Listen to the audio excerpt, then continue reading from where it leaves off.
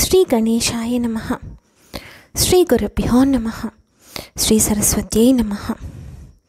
రామయ్య, శ్రీరామయ్య, సీతారామయ్య, నువ్వు పూజించే అంటే నీ వంశం రఘువంశీయులు పూజించే రంగనాథుణ్ణి, మీ కులదైవమైన రంగనాథ స్వామిని విభీషణుడు అడిగాడని చెప్పి ఆయనకిచ్చి పంపించావు. కానీ రంగనాథుడు భారతదేశాన్ని వదిలి వెళ్ళడానికి ఇష్టపడ్డాడు కదా. అందుకే శ్రీరంగంలో కొలువయ్యి ఉత్తరాదిన మీ అందరి చేతి మీదుగా పూజలు అందుకున్న ఆ స్వామి దక్షిణ భారతదేశానికి చేరి ఇక్కడ శ్రీరంగంలో కొలువయ్యి అందరినీ అప్పటి నుంచి ఇప్పటి వరకు త్రేతాయుగం నుంచి ఇప్పటికీ కటాక్షిస్తూనే ఉన్నాడు ఆ స్వామి. అన్నమాచారులు ఒక మాట అంటారు స్వామి, ఈదాయనేమి హరి ఇచ్చిన జన్మమీ చాలు, ఆదినారాయణుడి అఖిల రక్షకుండు అని. నిజమే కదా, ఇంతకుముందు అర్థం కాలే. కానీ శ్రీరంగంలో స్వామివారిని తన మీద పెట్టుకొని తిరిగే ఏనుగు ఆండాళ్ ఎంత చక్కటి పేరు పెట్టారో. చక్కగా మావటివాడితో మాట్లాడుతుంది, తనను జాగ్రత్తగా చూసుకుంటున్న అతనితోటి మాట్లాడుతుంది, స్పందిస్తుంది. ఆయనకు దాని భాష అర్థమవుతుంది. అంటే నీ స్పర్శ పొందితే ప్రాణి అలా అవుతుందన్నమాట. మామూలుగా చాలా అహంకరిస్తే ఏంటట్లా ఏనుగులా మిడిసిపడుతున్నావు అంటారు. అలాంటిది ఏ జన్మైతే ఏముంది స్వామి, ఎంత అద్భుతం కదా. ఒక్కొక్కసారి ఈర్ష్య కూడా కలుగుతుంది దాని మీద. ఏం పుణ్యం చేసుకున్నావు తల్లి, కాస్త మీ మావటి వాడికే కాదు మాకు అర్థమయ్యే భాషలో చెప్పు అని అడగాలనిపిస్తూ ఉంటుంది. అందుకని అదే కాదు, ఆ ఆండాళ్ళ పైకి కనిపిస్తూ ఉంది.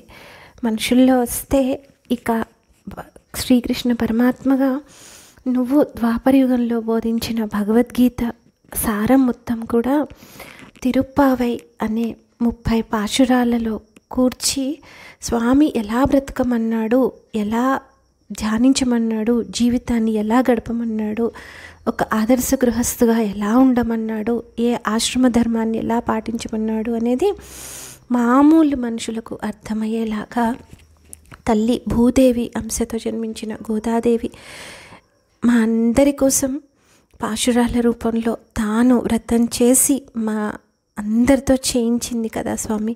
ఈరోజు తిరుప్పావై వింటూ ఉంటే ఎంత అదృష్టం అనిపిస్తూ ఉంటుంది. అలా బ్రతకాలి అని కూడా అనిపిస్తుంది. నిన్ను గోదమ్మ చేరుకున్నట్టు చేరుకోవాలి అనిపిస్తుంది. భూదేవి అంశగా పెరియాళ్వారని పిలువబడే విష్ణు చిత్తుల వారికి ఆ తల్లి తులసీవనంలో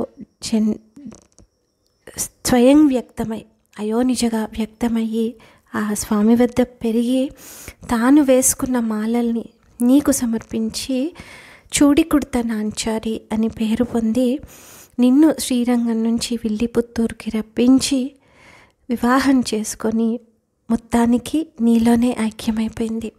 ఎంత అదృష్టం స్వామి నిజంగా. అసలు ఎలా తెలుసుకుంది నిన్ను అనేది ఒక పెద్ద విషయం. అంటే ఆవిడ భూదేవంశ కాబట్టి గుర్తుపట్టింది అని అంటే కాదు, నువ్వు రంగనాథుడివి, అంతరంగనాథుడినైన నిన్ను అన్ని నీవనుచు అంతరంగమున, అన్ని నీవనుచు అంతరంగమున తిన్నగా వెదకి తెలిసి కొంటినయ్యా, అన్ని నీవనుచు అంతరంగమున తిన్నగా వెదకి తెలిసి కొంటినయ్యా, నిన్నేగా నీ మది వేరెన్న జాల నొరులా, నిన్నేగా నీ మదిని ఎన్న జాల నొరుల, నన్ను బ్రోవవయ్య త్యాగరాజనూత మరుగీలరా. అంటూ సీతమ్మ స్వయంవరంలో రామచంద్రుణ్ణి గుర్తించినట్టు సీతామహాలక్ష్మి రామనారాయణని గుర్తించినట్లు గోదారూపంలో ఉన్న తల్లి అంతరంగనాథుడివైన నిన్నే తన మనసులో నిలుపుకొని గానంతో మెప్పించి తన స్వభావంతో నిన్ను కట్టిపడేసుకుంది. ఎంత అద్భుతంగా మాలలు గుచ్చి వాటిని నీకు అర్పించి తన ప్రేమను చెప్పింది. పైకి మాలల్లా కనిపిస్తున్నాయి, పైకి పూలల్లా కనిపిస్తున్నాయి, కానీ అవి కేవలం పూలు మాత్రమే కాదు, మనస్సు లోతుల్లోంచి వస్తున్న భక్తి భావ పరిమళాలతో కూడిన భక్తి కుసుమాలతోటి మాలలల్లి అర్పించింది. కేవలం భక్తి మాత్రమే కాకుండా జీవన విధానాన్ని సంస్కరించుకొని జీవితాన్ని స్వామి పాదాల దగ్గర ఎలా సమర్పించుకోవాలో చెప్పింది ఆ తల్లి. ఆ తల్లి కోరిన విధంగా ఆమె తయారు చేసి తాను వేసుకొని చూసి నీకు ఎలా ఉంటుందో ఆలోచించి సరిచేసిన పూలమాలలను నువ్వు ధరించావు. మాలగొచ్చని పేరు మళ్ళీ మెచ్చని, మాలగొచ్చని పేరు మళ్ళీ నచ్చని, మాలగొచ్చి తాను నచ్చి మనసు ఇచ్చని, మాలగొచ్చి తాను నచ్చి మనసు ఇచ్చని, మాల మార్చని పేరు మళ్ళీ మెచ్చని, గోదామాల మార్చని పేరు మళ్ళీ మెచ్చని, పూలు కూర్చి తాను నచ్చి మనసు గెల్చని, పూలు కూర్చి తాను నచ్చి మనసు గెల్చని, గోదయే రాధయే మాధవుణ్ణి చీరిని, గోదయే రాధయే మాధవుణ్ణి చీరిని, మాల మార్చని పేరు మళ్ళీ మెచ్చని, గోదామాల మార్చని పేరు మళ్ళీ మెచ్చని అంటూ ఈరోజు ఆనందపడుతున్నాం. ఇంకా మీ కళ్యాణం ఎంత అద్భుతం. కమలారమణుని కళ్యాణమునకు తమినది గరుడ ధ్వజమెసగి, తెమలు చుమ్రోసెను దివ్య దుందుభులు గమనించరు దివిగల దేవతలు, ఆడరో పాడరో అప్సరో గణము, ఆడరో పాడరో అప్సరో గణము అంటూ అప్సరోగణాలు కనిపించకుండా ఆడితే మేమంతా కూడా భూమి మీద మీ కళ్యాణాన్ని చూడడం కోసం సిద్ధమవుతూ ఆనందపడుతున్నాం. హొయలు మీరగ తరుణులందరూ బయలుదేరిరి, హారతులతో దిశలు నిండెను వాద్యరవళి, మిన్ను ముట్టెను వేదఘోష కళ్యాణము చూతమురారమ్మ, గోదారంగనాథుల కళ్యాణము చూతమురారమ్మ అంటూ పిలుచుకొని ధరించాలి అన్న గోపికల భావనను మానసికంగా మేము కూడా పొందుతూ ఉన్నాం. ఇక కళ్యాణంలో తలంబ్రాలు పోసుకుంటూ ఉంటే,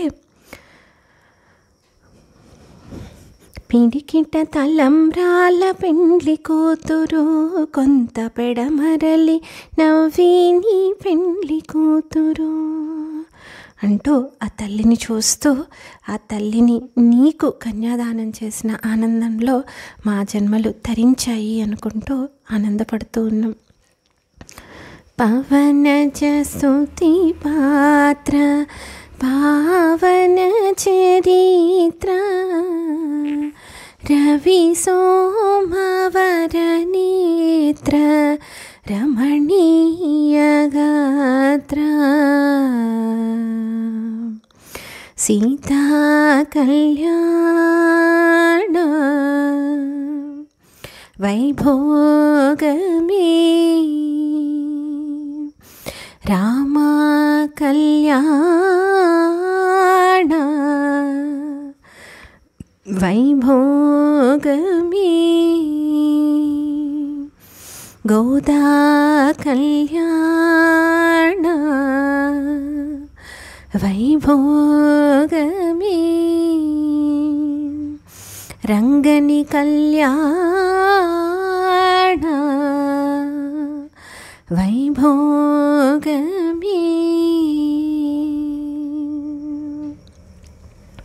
ఇలా మానసికంగా దర్శిస్తూ ఆనందపడుతూ ఉన్నాం. ఇలా ఈ ఆనందాన్ని శాశ్వతం చేయమని, ఈరోజు జరగబోతున్న కళ్యాణాన్ని చూసే అర్హతను ఈ పుష్పాన్ని అందుకొని అందించమని, అలాగే రేపటి రోజున మరొక పుష్పాన్ని సమర్పించే అర్హతను కూడా ప్రసాదించమని వేడుకుంటూ 108 పువ్వుల పూజలో 18వ పుష్పాన్ని సభక్తికంగా నీ పాదపద్మాలకు సమర్పిస్తున్నాను. ధన్యాస్మి. స్వస్తి.